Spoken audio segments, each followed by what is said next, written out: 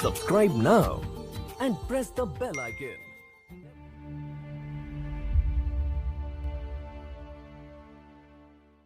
जगत का पेख ना पेखा, धनी का नाम ना लेखा। जो स्वयं आ रहा गोदी में उसका जिक्र भी नहीं, और शंकर भगवान के नंबर बने या ऐसे ही बन रहे हैं इनके नंबर सबके। जैसे ये दास श्री कृष्ण जी, विष्णु जी, शंकर भगवान, हनुमान जी और श्याम जी, इन सब के पुजारी थे। जैसे बच्चे ने तो शिक्षा में पास हो जाए वो बहुत बड़ी उपलब्धि मानी जाती है, तो वो पास हो जाते, शुक्र मना करते अपने भगवानों का। फिर रोजगार प्राप्त हुआ, सर्विस लगी, शुक्र मनाया अपने भगवानों का। संतान में हुई, उस शुक्र मनाया इन्हीं भगवानों का। अब पता चला कि ये तो कुछ दे ही नहीं सकते, ये तो पिछले संस्कार फलें थे, एज इट इज था, नो का नो पूर्व निर्धारित जो लिखा हुआ प्रारब्ध था वही मिल रहा था। और उस पूर्ण परमात्मा कबीर जी हमारे संस्कार भी चेंज कर देते हैं, हमारे पाप का नाश करके हमें सुखी कर सकते हैं, दुख का निवारण कर सकते हैं। ये था वो धनी। कहते जगत का पेख ना पेखा, धनी का नाम ना लेखा। जो सब कुछ करता उसका जिक्र भी नहीं था। अब क्या होता है, अब गरीबदास साहिब जी ने परमात्मा के बारे में कैसा चित्रण किया है अपनी अमृतवाणी में, थोड़ा सा ये वर्णन करते हैं। परमात्मा की ये अमर वाणी है पुण्यात्माओं। जैसे यहाँ आए हुए बच्चे जो सो भी गए, छोटे छोटे बेटा बेटियां, उनके ऊपर भी ये वाणी असर कर रही है। उनके अंदर बहुत कुछ प्रक्रिया कर रही है। जैसे एक सर्प डसा हुआ व्यक्ति मूर्छित हो जाता है और गार्डू एक मंत्र, एक सेंटेंस सा अपना सिद्ध कर देता है, उस मंत्र को बार बार बोलता रहता है उस शरीर के ऊपर। ना वो तो अचेत पड़ा है, और उसके बोलने से, उस वाणी के मंत्र के प्रभाव से वो विष रहित होकर के सचेत हो जाता है।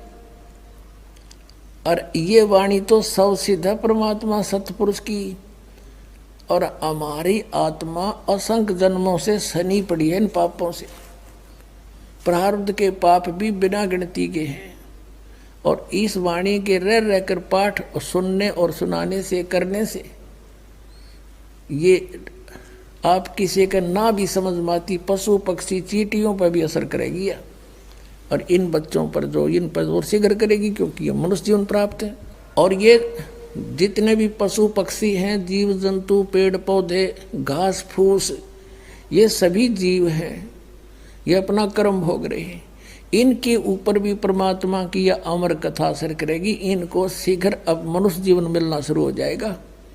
और कलयुग में जहाँ जहाँ इस मालिक की वाणी का प्रचार इब्ते ढूंढा ठा होगा परमात्मा, क्योंकि मोबाइल बनवा दिए दाता ने, इसी चिप बनवा दी, इसमें 40 घंटों का सत्संग अमरवाणी आ जाती है।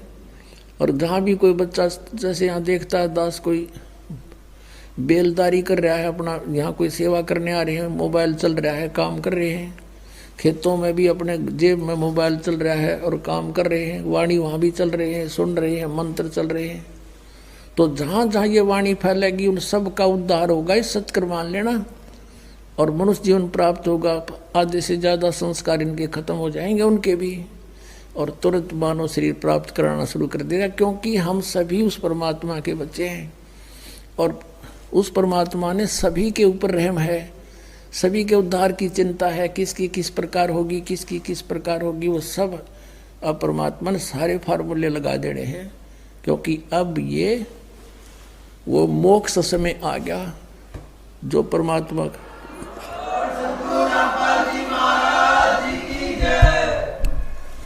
तो कहने का भाव दास का ये है कि इस अमरवाणी ने जितनी बार सुना उतना ही थोड़ा।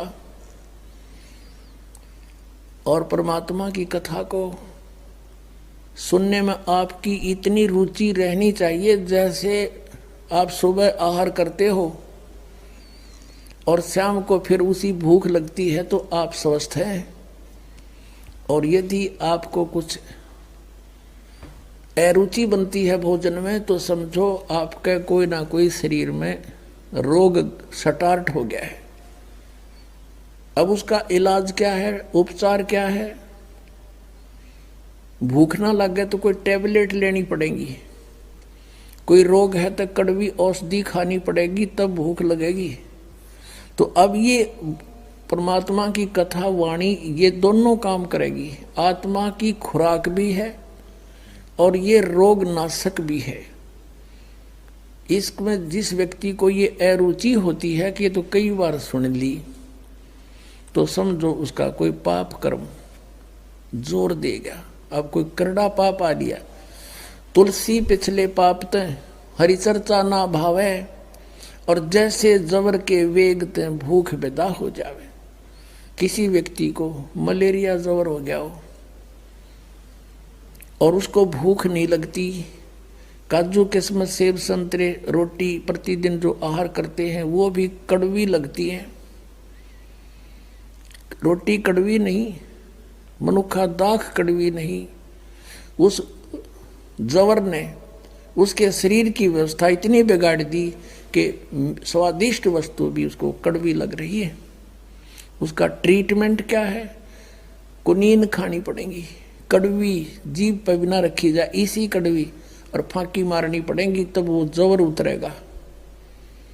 और जबर उतरेगा तो भूख फिर स्टार्ट होएगी, और फिर ऐसी भूख लगेगी, बुखार उतरने के बाद इतनी गजब की भूख लग गया करे, घर के भी नो क्या करें, घनी रोटी ना खावा कदे फिर बीमार हो जा। तो पुण्यात्माओं, प्रथम बार जो सत्संग सुनता है उसने अरुचि सी बनती है, कदे सुना नहीं, कबीर भगवान बताओ, हमने तो ये कदे सुना नहीं। तो ये उसका जबर है, मलेरिया हो रहा है उसका। और कुछ एक ना वो भी चर्चा अच्छी ना लगती भगवान की, रागनी कितनी सुन ले, फिल्मी गाने तो रात में भी सुने जा, और ये ना अच्छी लगती, तो उसके पाप कर्म के कारण उसकी आत्मा मूर्छित हो रही है। वो ग्रस्त है उस जवर से, पाप के जवर से, और पाप कटेंगे इस अमृत की वाणी, अमृत वाणी के ट्रीटमेंट से। और फिर वो व्यक्ति हिम्मत सी करके ये वचन सुन ले भगवान के सत्संग के, ये फांकी मार ले, और 5-4 सत्संग ना चाहते हुए भी सुन दे। जैसे ये गोलियां कोई खाकर, बट्टी जो खाकर राजी है कोई, पर हंगासा करके खानी पड़ती है, और फिर रंग लाती हैं, बुखार उतार देती हैं। बुखार उतरते ही फिर वो रोटी इतनी स्वादिष्ट लगती है कि सूखी खा जा, सब्जी की भी आवश्यकता नहीं। अपने आत्माओं, ये दास देखता है गांव गांव में, घर घर में जा करके दास ने परमात्मा के ये अमृत वचन सुनाए। पहले तो परिवार का एक सदस्य किसी के कहने से दास के पास आया, फिर पाठ रखवाया। घर जाते थे तो घर वाले उनके सारे नो कड़वे कड़वे देखा करते, यू कौन आ गया, यू क्या करेंगे फंड हमारे घर पे। और जब सुने थे सत्संग 3 दिन सामने बैठ कर ना सुने थे, तो अम्मा ही लाया करते साथ पे, सुन इनने भी सुनना दिया। वो अपना बैठ कर किता न किता जरूर सुनते, कोने में, कमरे में, बाहर भीतर। तो ये तो इसे वचन है, उसकी उतार देंगे बुखार को। अगले दिन तो वह सत्संग सुनने के लिए सामने बैठ जाते थे। और फिर वही व्यक्ति जो सुनना भी पसंद नहीं करे थे, 100-100 किलोमीटर जाकर सत्संग सुनने आया करते, वह भूख जागी उनके, वह पाप कट गए, वह बुखार उतर गया पाप कर्मों का। इस वाणी में इतनी प्रबल शक्ति है, भगवान की वाणी है, कबीर भगवान की गॉड गिवन है, गरीबदास जी को दी उन्होंने, आगे लिखवाई, भगवान का दिया हुआ ये वो मंत्रित ग्रंथ है।